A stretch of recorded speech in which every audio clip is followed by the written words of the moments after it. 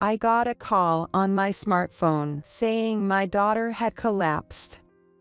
I quickly caught a taxi and rushed to the hospital, but by the time I arrived, she had already passed away. Why? Tears welled up, and a deep sense of frustration, even deeper than sadness, began to swell inside me. The doctor said it was a heart attack. David, my son-in-law, told me in a calm voice. The 3 granddaughters who had come with him were crying their hearts out. It's no wonder they were so upset by this sudden occurrence. They're still teenagers, at such a sensitive age. I couldn't help but hold all 3 of them tightly. Then, we had my daughter's funeral. Her boss and colleagues from work attended the service, mourning her untimely death. But that night, David said something unexpected.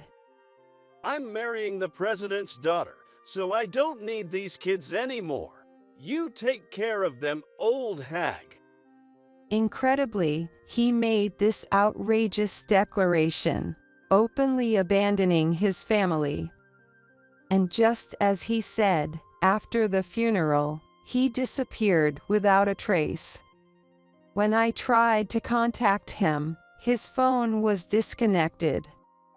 What did he plan to do with his daughters? I moved into my daughter's house to take care of my 3 granddaughters. One day, when I returned from shopping, I heard loud laughter coming from the living room. The grandkids were laughing at something. And then they quickly grabbed a piece of paper that had just come out of the printer and handed it to me. Looks like Dad's going to hell now, huh? My youngest granddaughter smiled sweetly as she spoke. My name is Jade. I raised my daughter, Helen, as a single mother. After losing my husband when I was in my 30s, Helen and I lived together. Through her rebellious teenage years, which now seem like a distant memory. Despite the struggles of raising her alone, I tried to give her all the love I could. When Helen got into college, she said something that touched me deeply.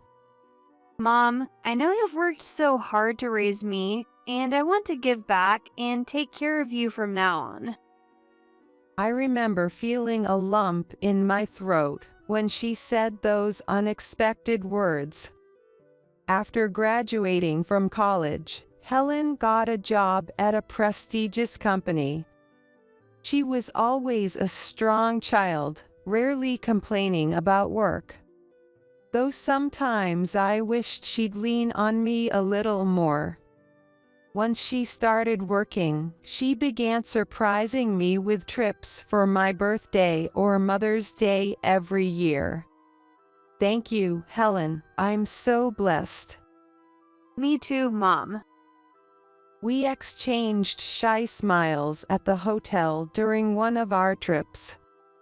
Eventually, Helen found a partner and told me she wanted to get married. Her fiancé, David, was her colleague at the same company. He had a confident demeanor, wore expensive suits, and exuded a gentlemanly aura that left me impressed.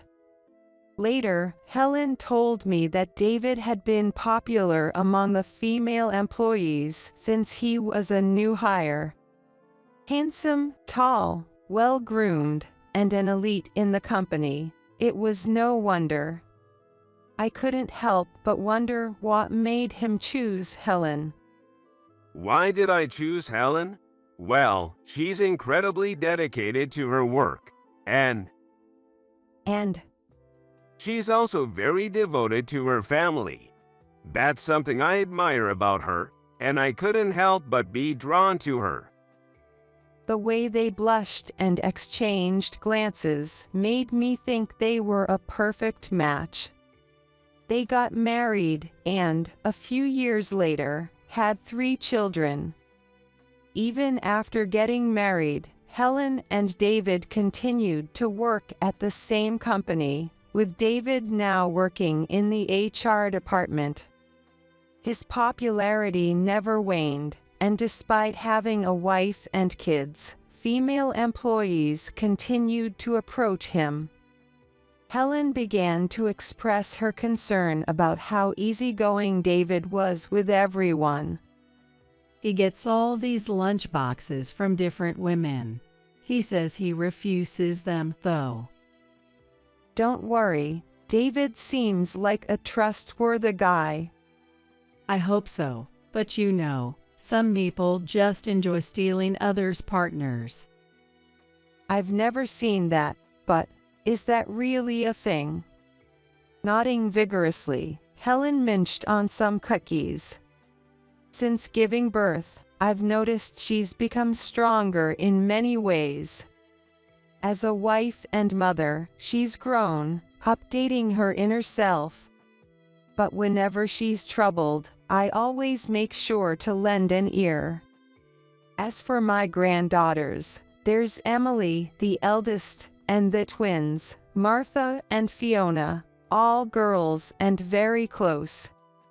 The 3 sisters have grown up well, with Emily now in her 3rd year of middle school, and Martha and Fiona in the 5th grade. Despite the age difference, they all share a love for mystery novels. Last Christmas, they asked for the complete works of Arthur Conan Doyle. I wondered if that was something for kids their age to read. But all 3 of them just laughed together and said, "Weary mystery nerds." Their room is apparently filled to the brim with mystery novels. I usually see my granddaughters during summer break when they come to stay with me, and they are always so attached to me. Grandma, let's go to the movies. They're re-showing Agatha Christie's work. And we want popcorn too. Even if it's just for a few days, when I see their beaming faces, I can't help but want to do everything for them. All right, let's go. My daughter has warned me not to spoil them too much, but that's easier said than done. One summer, during a heat wave, I received a call on my smartphone saying Helen had collapsed. What, David, is this really true? My hands trembled, and it felt like my heart was being squeezed. But David, on the other end of the line, calmly, almost as if it were just a routine message, told me which hospital Helen was in. I quickly caught a taxi and headed to the hospital where Helen and David were. But by the time I arrived, Helen had already passed away. Tears welled up, and a deep sense of frustration, even deeper than sadness, began to swell inside me. Why? I called her name over and over, wanting her to respond. But her tightly closed eyelids never opened again. The doctor said it was a heart attack. The granddaughters who had come with him were crying their hearts out. It's no wonder they were so upset by this sudden event. They're still teenagers, at such a sensitive age. Of course, they would feel lost. I couldn't help but hold all 3 of them tightly. It's okay to cry, all of you. Let's say goodbye to your mom properly.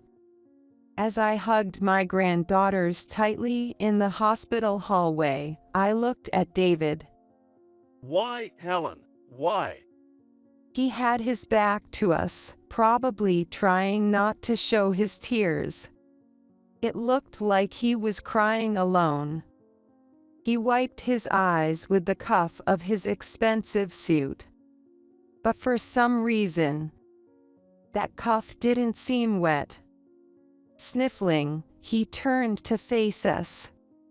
Strangely, his eyes looked completely normal, as if he hadn't been crying at all. There were no traces of tears on his cheeks. I'm sorry for losing control. I need to go back to the office and inform them about this. He said this in a calm and detached manner. What? Can't you just call them? What about the girls? Please take them home with you. Jade, I'm sorry, but I'm counting on you. With that, he turned on his heel and left. His demeanor was so calm that it was almost scary. Or maybe he was just trying to act like it's no big deal. After that, he kept finding reasons to leave all the paperwork, including government paperwork, to me. Important business meetings, unmissable client dinners, those were his excuses. During the wake and funeral, he kept fidgeting with his smartphone. This is from a client, and it seems one of my subordinates caused some trouble, so I need to deal with it. But there are so many people from your company here too. Helen and David's colleagues, from superiors to subordinates, had come to pay their respects. There were bosses who shed tears over Helen's untimely death, female coworkers who had lunch with her, and younger colleagues who admired her.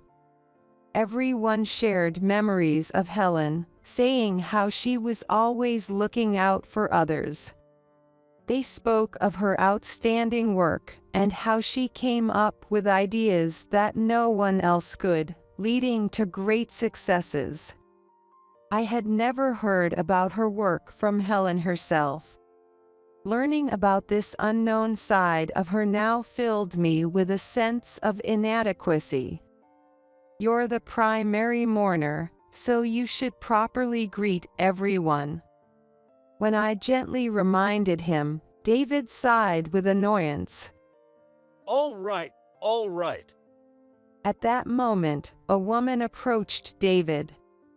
David, my deepest condolences. The moment she saw me, she quickly changed her tone. I found it suspicious, but David seemed unconcerned, even pleased, to see her. Laura, thank you for coming despite your busy schedule. Oh, Jade, this is Laura Wilder. David suddenly became very talkative and even mentioned that she was the daughter of the company's president. Watching them, I couldn't help but notice how unusually close they seemed. It seemed they weren't old friends or childhood acquaintances either.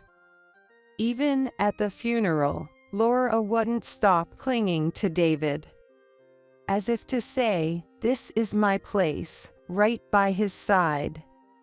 My gut feeling, which I wished would stay quiet, was telling me something was off. That night, after the grandkids were asleep, I confronted David about his relationship with her. He responded with clear irritation. What? Oh, Laura? Well, yeah, she's my girlfriend. I couldn't believe my ears. Girlfriend? After I get married, I realized something. Helen is plain, boring, and not at all glamorous. I stared at him, shocked by his words. Even though we have money, she just kept saving it all for the kids. He spat out the words, clearly fed up. I got tired of living like we were poor. Saving is necessary. You have 3 kids' education to pay for. Helen told me that too. That's why I kept telling her I wanted a divorce, over and over. Over and over. But she refused every time, saying it wouldn't be good for the kids. She wanted to wait until they were adults. Maybe, as someone who grew up with a single parent, she didn't want her daughters to go through the same thing. She always put the kids first, and I was always last. She's just too serious, and I'm sick of it. I couldn't understand him. What kind of family doesn't prioritize their children? He was an adult, yet he seemed to only think of himself. As he fiddled with his smartphone, David said in an irritated tone, That's why I started dating Laura, to blow off some steam, and then I realized I'd be better off without Helen. I was speechless, unable to say anything, but he continued without a hint of shame. Well, it's perfect timing. I'm marrying the president's daughter, so I don't need these kids anymore. You take care of them, old hag. Incredibly, he openly declared his intention to abandon his family. Before I could say anything, he was already gone. Even though he attended the funeral as the primary mourner, as soon as it was over, he left the house, leaving the grandkids in a panic. When I tried to contact him, he wouldn't answer the phone. I also heard from the company that after his bereavement leave, he switched to paid leave and hasn't shown up for work. Helen never mentioned anything to me about wanting a divorce. It was a private matter between them, so maybe it wasn't my place to interfere, but I couldn't help feeling that I might have been able to offer some advice. I can't let myself get sentimental now. I slapped my cheeks with both hands and packed for a few days. I decided to stay with my grandkids for a while. When they saw me, they were relieved and started crying, making quite a commotion.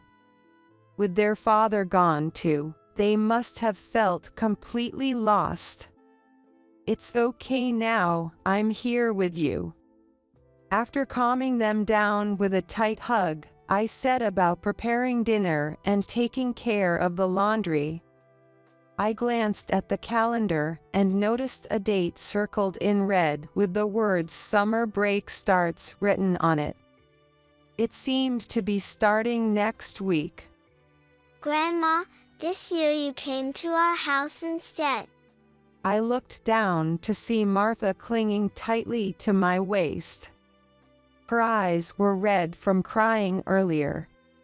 With her innocent expression, she stared at me for a moment before darting out of the living room.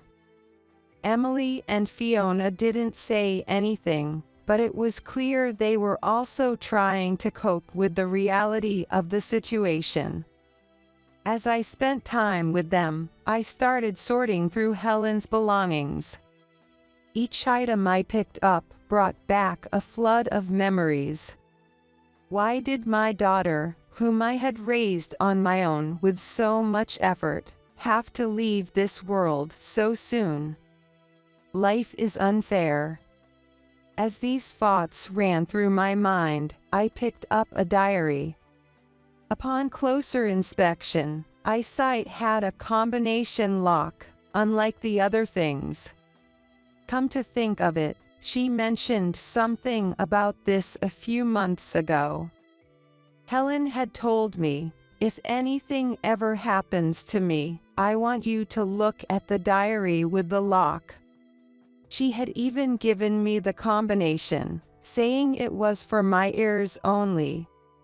The combination was the sum of the birthdays of Helen, David, Emily, Martha, Fiona, and myself.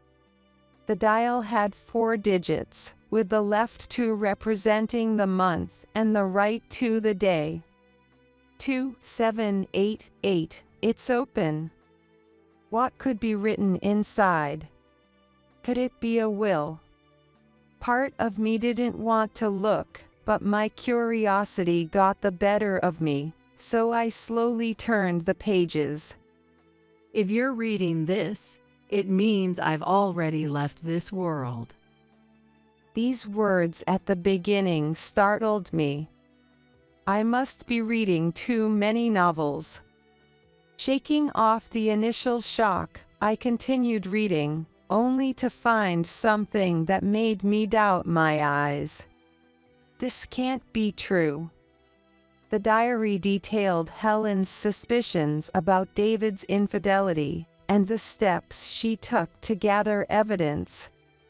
It also mentioned the harsh working conditions at her job. There were records of unreported overtime and evidence to back it up.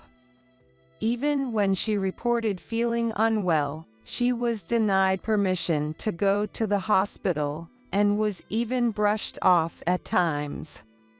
She had hidden recordings of these instances in another place. When I found and listened to the recordings, I decided to listen to it right away. There I heard a harsh voice berating Helen after she asked to go to the hospital. I couldn't understand why she was treated so harshly. It seemed David was the one who had arranged for her transfer to this strict boss.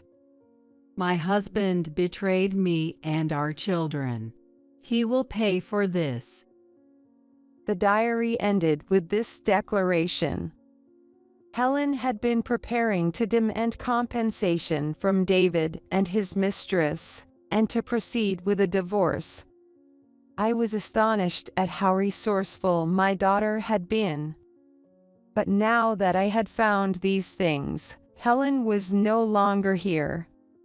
The diary and the recordings felt useless, and I threw them aside.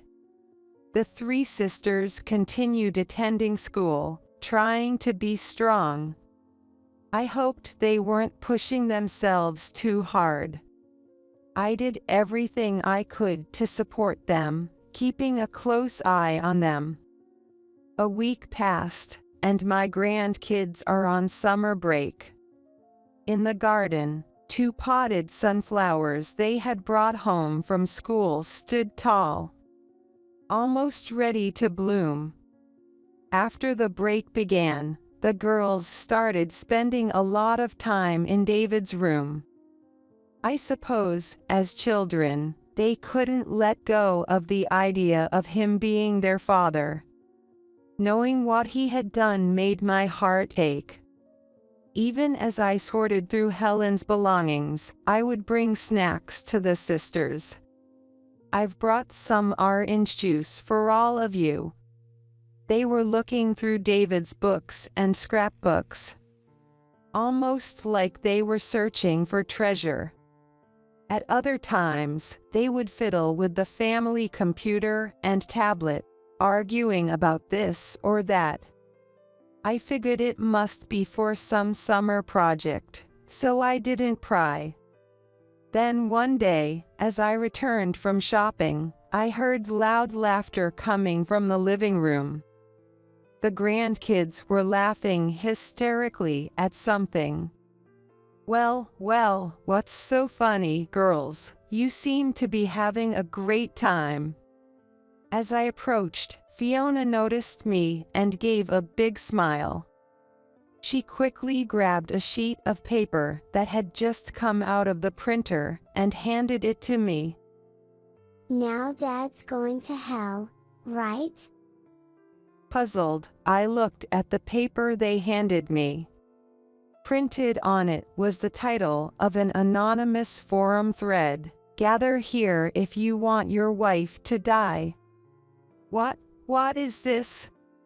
I could tell it was from an anonymous message board, but being unfamiliar with computers, I couldn't understand what it meant. With a questioning look on my face, Emily explained, Grandma, do you see the red username here? It says Dave. Dave. Yes. Comments posted from the internet connection here show up in red. So this one was written by Dad. Sure enough, The comments by Dave were highlighted in red. As I read on, I saw detailed descriptions of how he had driven Helen to her breaking point. I abused my HR authority and transferred my wife to a problematic department. They're always short-staffed, so it serves her right. She's so helpful that she stays late every day to help her team, easily exceeding 80 hours of overtime each month. It won't be long before she collapses from exhaustion. How could he? I was horrified, but the comments continued. I pretend to be concerned about my tired wife, but I make her unhealthy meals loaded with oil and salt. It's hilarious watching read it every day. She told me her health check results were bad, but I won't let her go to the hospital or get a follow-up. These malicious words were written in red. Other users on the forum responded to David's posts with comments like "you monster" and "keep it up." How could someone who isn't even the Grim Reaper meticulously plan to drive another person to their breaking point like this? I couldn't hide my shock at how far David had gone, especially given how pleasant he always seemed. His final post read, My wife is finally dead. She was taken to the hospital for a heart attack, and I met my mother-in-law there. I pretended to be sad. Now I'm free from her. How awful. He had reported Helen's death with joy. It was so horrifying that I could barely believe it. In the other comments, people congratulated him, expressed envy, and even praised him. I never imagined such a vile world existed, and the realization made me weak in the knees. David was as cunning and depraved as a snake. How could this be allowed to happen? Anger began to well up inside me. But what surprised me most was that the girls had noticed David's behavior. It's elementary, my dear Watson, Martha said, imitating Sherlock Holmes.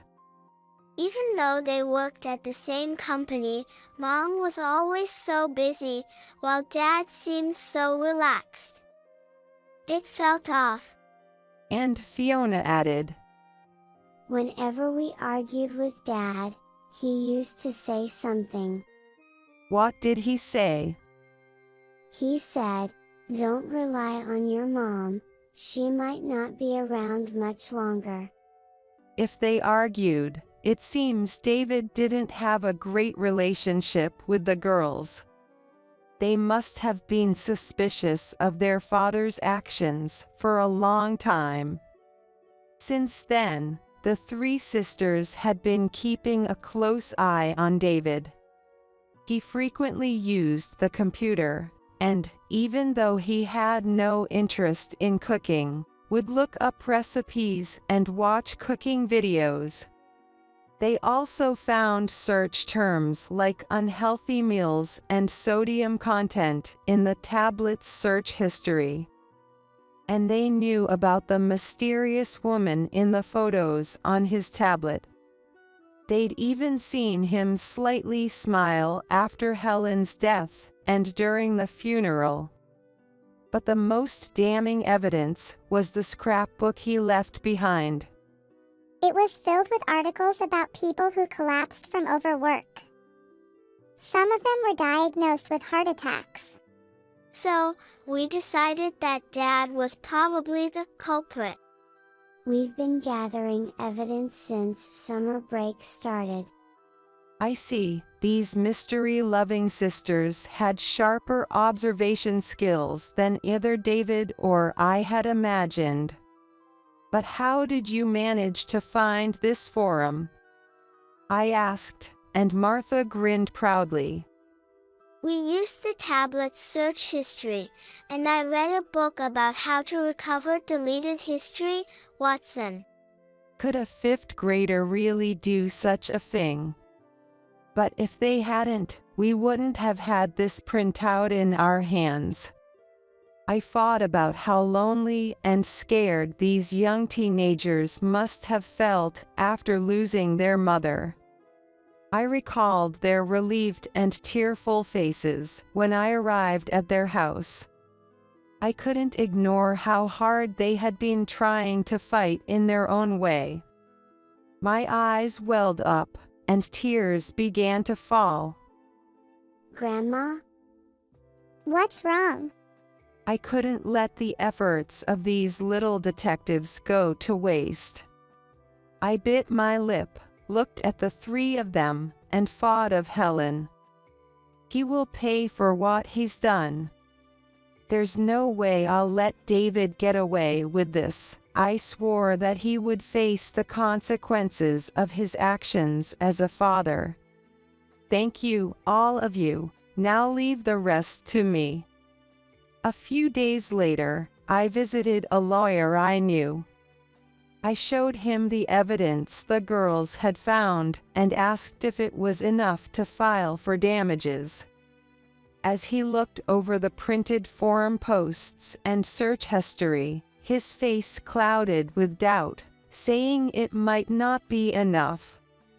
Then, could we use this as well? I presented the diary and the recordings that I had found among Helen's belongings. Let me take a look. He flipped through the diary and listened to the recordings. He then said that with the diary added, we had a strong case and could demand significant damages. We might also be able to secure child support.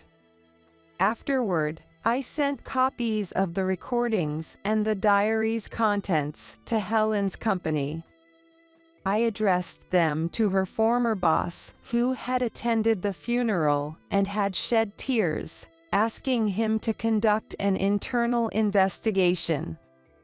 He acted quickly, reviewing the recordings and diary and sharing them with the executives. David's misuse of his HR authority to drive his wife, a talented employee, to her breaking point became known to the executives. They were furious and summoned David. The investigation continued, confirming the facts and gathering testimony from other employees, ultimately leading to David's dismissal. Considering his actions, it was well-deserved. Later, I happened to run into him on the street, but he was unrecognizable. His once well-groomed appearance was gone. His beard was overgrown, and his once fine suit was wrinkled. Jade, you ruined my life. I frowned, wondering what he was talking about. After all, I had lost my beloved daughter. It turned out that his mistress, Laura, had dumped him shortly after he was forced to resign.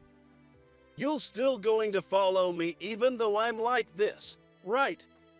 When he asked her if she'd still stay with him, she coldly replied, What?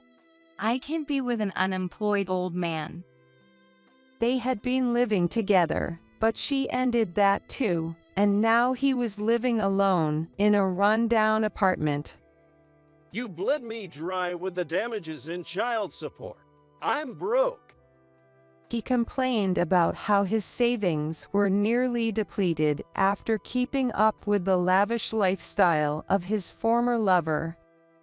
I felt more anger than sadness.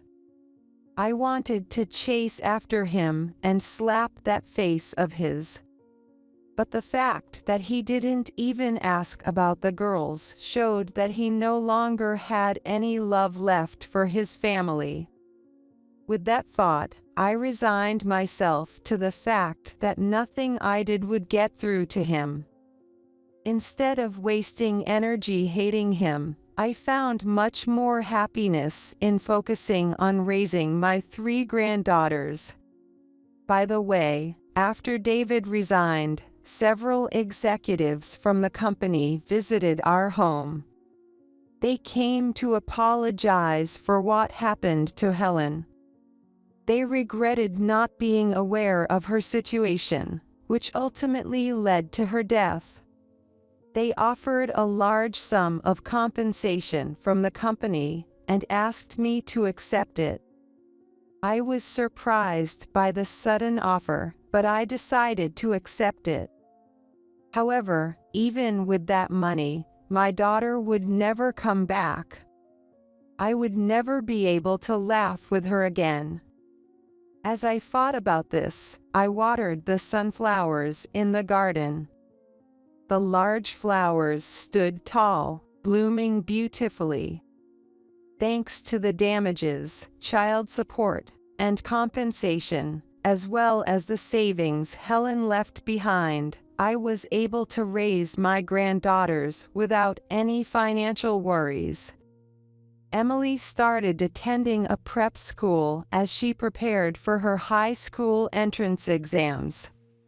Martha and Fiona began enjoying mystery novels, dramas, and comics, making their days seem full and happy. Still, sometimes I'd see them looking around as if searching for their mother, and it would make my heart ache. Losing my daughter and the girls losing their mother is a sadness we all share. I hope that, as we slowly heal from this pain and loneliness, the four of us can truly smile again. Like those sunflowers, I wish for us to keep our heads held high and live life with strength.